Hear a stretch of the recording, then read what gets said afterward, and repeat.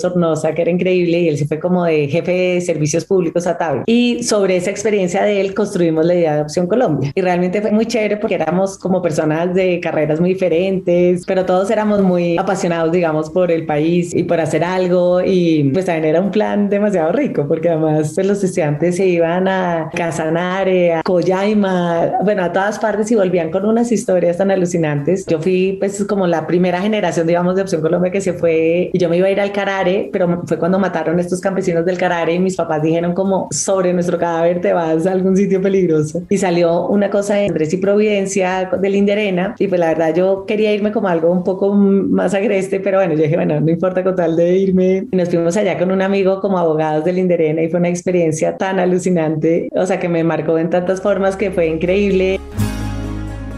Opción Colombia siguió. Daron la antorcha a nuevos estudiantes hasta que cumplió su ciclo.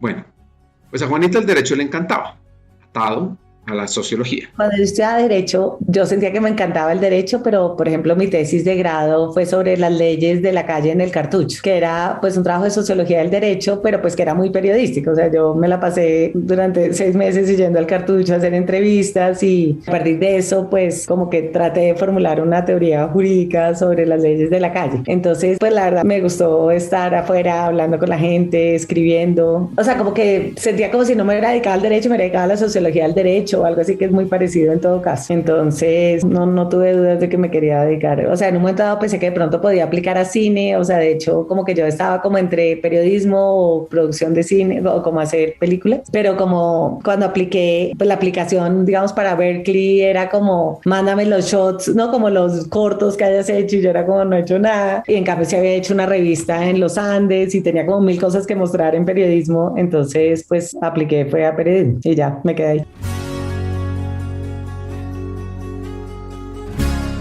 Las ideas de futuro se fueron forjando, sobre todo cuando estaba estudiando temas de periodismo. Quería ser corresponsal de guerra o qué, como que sabía que quería escribir y ser periodista y allá como que comencé a pensar que realmente quería era hacer como una revista, digamos, el proyecto que yo hice era como una revista para mujeres inteligentes, que mi profesor me decía, si no existe eso, porque es una genialidad o porque es una muy mala idea. Concluimos que era una muy mala idea porque pues gente se iban a leer de como que la idea que yo tenía era que combinara cosas que fueran muy como específicas para mujeres, pero como con temas políticos y bueno, pero finalmente no surgió esa idea, pero pues desde ese momento ya estaba yo pensando en que sería chévere comenzar a pensar en un medio. Entonces, bueno, muchos años después se concretó en La Silla Vacía. El nombre original era Nueva Ámsterdam, ya que los primeros colonos eran holandeses, que llegaron en 1624. Lo que pasa es que 40 años después, los ingleses tomaron el control y cambiaron el nombre en honor al duque de York. Y no solo eso, algunos de los lugares más icónicos de Nueva York tenían nombres holandeses originales. Wall Street se llamaba Wallstraat, Harlem era Haarlem y Brooklyn era Breukelen. Otro dato anecdótico y fascinante de Nueva York sucedió en 1969, cuando la policía allanó un bar llamado Stonewall Inn en el Greenwich Village, pues este era un refugio seguro para las personas de la comunidad LGBT, y en lugar de someterse, se defendieron. Este evento provocó disturbios y un movimiento mundial que hace Nueva York una de las ciudades queer más amigables hasta el día de hoy. De hecho, más personas se identifican como LGBTQ+ en Nueva York que en cualquier otra ciudad de Estados Unidos. Bueno, pues siguiendo con la historia. Sí, en 1996. Pues Nueva York era un momento en que Nueva York estaba en un momento súper violento. Fue cuando fueron todas estas, digamos, las primeras como protestas como de los afroamericanos por la brutalidad policial. Y era un momento como que había mucho crimen y había como unas políticas de seguridad muy represivas. Entonces había muchísima tensión en la ciudad. Pero pues a mí Nueva York me pareció tan increíble. O sea, como, bueno, Columbia es como en ese momento la Facultad de Periodismo de Columbia era el servicio militar del periodismo. O sea, era una cosa tan exigente, o sea, como que a mí me costó un trabajo impresionante porque mi inglés no era suficientemente bueno y era, no sé, como que me costó trabajo entender de qué se trataba el periodismo y la verdad que me clavé mucho, pero teníamos como un grupo de amigos, es muy chévere y cuando me gradué me contrataron en el Wall Street Journal y entonces comencé a trabajar en el Wall Street Journal y entonces también ya cuando estás en Nueva York y tienes como un sueldo y puedes ir a hacer cosas chéveres, pues también es muy rico, entonces pues allá me quedé trabajando. ¿Cómo era su trabajo allá? Trabajaba en una sección que se llamaba Wall Street Journal Américas, que lo que hacía era traducir como artículos del Wall Street Journal para América Latina y hacer reportería para ajustar los artículos para América Latina. Pero era un momento en donde se estaban dando todas las adquisiciones y grandes fusiones de empresas. Entonces era un tema más aburrido que nada. Y entonces uno lo que hacía era como, bueno, se unen Procter & Gamble y Unilever. Bueno, no, eso no pasó, pero digamos. Entonces uno llamaba a América Latina a preguntar eso qué impacto tenía y cómo iba a cambiar eso el mercado en América Latina. Y bueno, o sea, fue chévere, como que aprendí muchas cosas como del mundo económico que no sabía nada, pero no, después de 6 meses cuando ya había aprendido cómo hacerlo y lo hacía rapidísimo, me pareció, o sea, como que entendí que yo no podía trabajar en un sitio por horas, ¿no? Porque uno tenía que llegar a las 11, irse a las 7 de la noche y como que me parecía que esa rutina me parecía que era muy aburrida, pero yo quería irme a Sudáfrica a hacer una historia sobre la Comisión de la Verdad allá y entonces como que dije, bueno, pues ya como mi visa dependía del trabajo y yo realmente estaba feliz en Nueva York, pero el trabajo ya me parecía aburridísimo, pero bueno, como lo hacía tan rápido, pues me dedicaba como a leer ahí hasta que se acababa el turno y pues ahorré un montón de plata para poderme ir y después me fui 3 meses al África a hacer la historia de la Comisión de la Verdad en Sudáfrica y después me fui echando dedo hasta Zambia. Volvamos un segundo a la historia de la Comisión de la Verdad.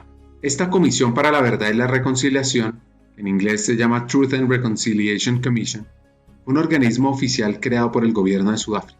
Buscaba alcanzar la justicia restaurativa después del fin del régimen del apartheid.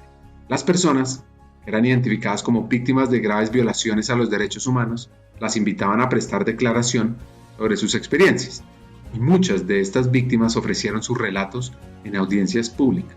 Los autores de los hechos violentos podían también confesar sus crímenes, y eran sus propias víctimas las que decidían si concederles la impunidad o no.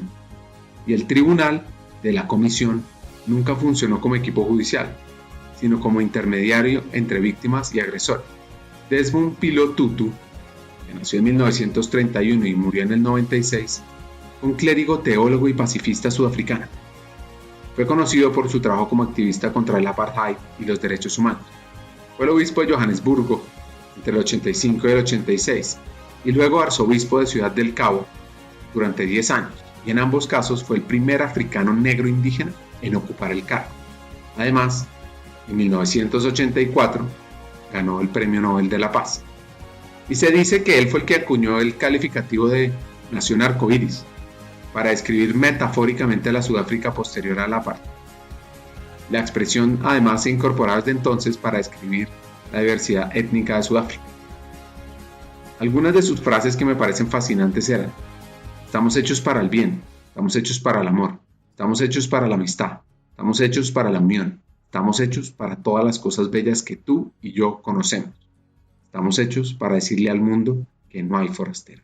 Pues eso mismo hace que sea más delicioso. Realmente fue muy chévere pues cubrir esa, porque además en Sudáfrica, no sé, era como tan fácil hablar con todo el mundo. O sea, hablé con Desmond Tutu, con todos los comisionados de la verdad, con todas las víctimas. O sea, era como que tú llamabas y era como, mira, soy una periodista de Colombia, tal cosa. Ah, sí, claro. O sea, era como increíble. Entonces eso fue muy chévere y después pues pues me fui a viajar. Ahí recién me había divorciado y como que estaba muy triste, entonces también fue muy chévere como poder hacer eso, como de sanación, de estar sola muchos años, mucho tiempo con la naturaleza y el África pues es un sitio que para mí es como un sitio muy especial. O sea, siento que sí, que ese contacto como con la naturaleza realmente, no sé, te mueve muchas cosas por dentro. Y estuve allá y después ya yo me fui al África, aunque Pacho Santos no me conocía, pero mi jefe del Wall Street Journal me había recomendado con Pacho Santos en un evento que tuvieron. Entonces Pacho me llamó y me contrató para el tiempo. Entonces ya le dije, bueno, pues sí, listo, pero me voy a ir al África y después cuando vuelva pues entro a trabajar. Entonces volví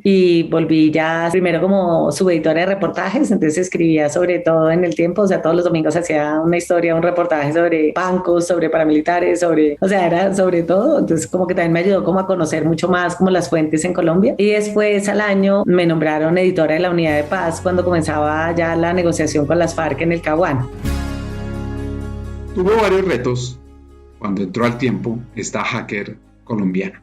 Bueno, en el tiempo yo llegué como subeditora de reportajes a un puesto nuevo que crearon, que yo hiciera reportajes para el domingo, básicamente cualquier tema. Ese arranque al principio fue difícil porque en el tiempo, que es una organización, o por lo menos era una organización muy tradicional en ese momento, como que nadie entendía mucho de qué se trataba mi cargo y había como mucho recelo, ¿no? Que cuando yo escribía sobre bancos, el que cubría economía pensaba que le iba a quitar el puesto, y cuando cubría conflicto, entonces la del conflicto. Entonces al principio fue muy duro porque de verdad que me tocaba almorzar sola todos los días y yo decía, pero, o sea, ¿cómo le puedo caer tan mal a todos? Hasta que solo tenía un amigo que era Pacho Miranda y Olga Lucía Lozano, y Pacho un día me dijo, no, eso es porque creen que les vas a quitar el puesto. Entonces yo dije, pucha, como que entendí. Entonces le dije a Francisco Santos como, Pacho, por favor, manda un correo explicando mi puesto y diciendo que no voy a reemplazar a nadie, que es como más bien algo de hacer trabajos colectivos. Y entonces él lo hizo y al otro día ya tenía 1000 amigos. O sea, fue algo muy raro. El tiempo realmente se parece a Colombia en todo lo bueno y todo lo malo, ¿no? O sea, como que hay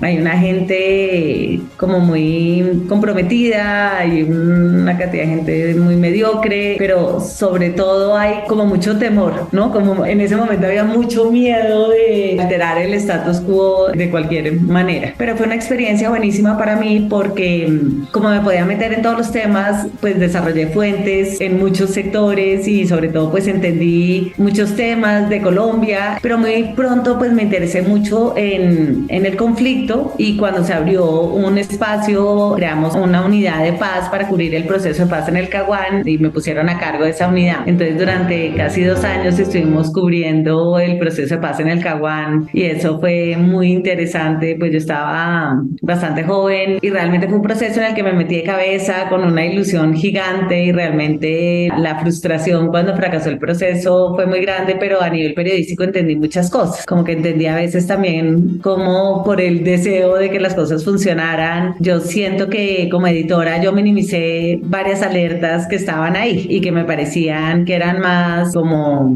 resistencias ideológicas que tenía el ejército, pero pues siento que ahí estaba el embrión del fracaso de ese proceso, en las grandes concesiones que se le dieron a la guerrilla y en las pocas herramientas, digamos, de política que tenía el gobierno en ese momento para plantear una buena negociación. En todo caso, pues fue una época como muy intensa y muy interesante para mí.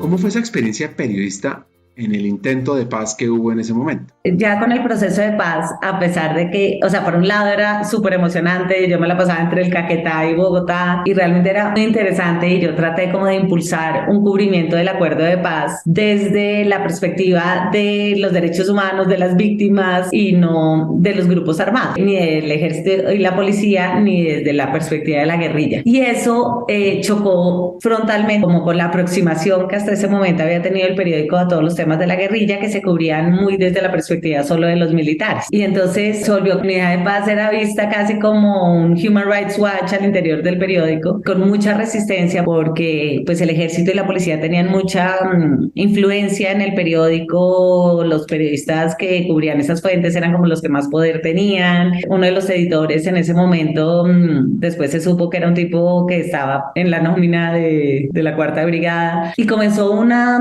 relación muy conflictiva sobre todo con ese editor, que de verdad más o menos me trataba como si yo fuera parte de la guerrilla, y yo le decía como, Edgar, de verdad que si algo la guerrilla me ve a mí como su mayor enemiga de clase, o sea, es absurdo, pero yo no voy a cubrir solo los comunicados como él quería. Yo sentía que para cubrir un acuerdo de paz como ese teníamos que involucrar, pues que consultar a los empresarios, teníamos que consultar a las ONGs, teníamos que tener un cubrimiento como por fuera de la mesa, y comenzó a ser cada vez más, pues más estresante, porque me parece que el trabajo de un periodista tiene que ir muy de la mano de su jefe, de su editor, y que tiene que tener como una gran confianza en ti y tú en él. Y claramente esa confianza no existía de ninguno de los dos lados. Y entonces a mí Alejandro Santos desde Semana pues me venía como ofreciendo puesto hace rato, hasta que un momento dado yo dije, bueno, ya aquí no tengo más espacio, y me fui a trabajar a Semana, que fue como pasar como ahí sí a lo Shakira de un Twingo a un Rolls Royce, pues porque Semana era pues un sitio increíble, un ambiente maravilloso maravilloso trabajo, con una gente súper talentosa y también con más tiempo para hacer las historias. O sea, yo me alegra haber tenido esa experiencia, el cubrimiento diario, porque eso es muy chévere y es un entrenamiento increíble. Después de esos años, realmente fue muy chévere, fue muy importante para mí poder pasar a un sitio donde se hacía un periodismo más analítico, donde no estábamos en el registro, sino haciendo historias más de fondo y como con unos editores a los que yo respetaba tanto. Entonces eso pues fue muy chévere y ahí en Semana me quedé, no sé, como 6 años.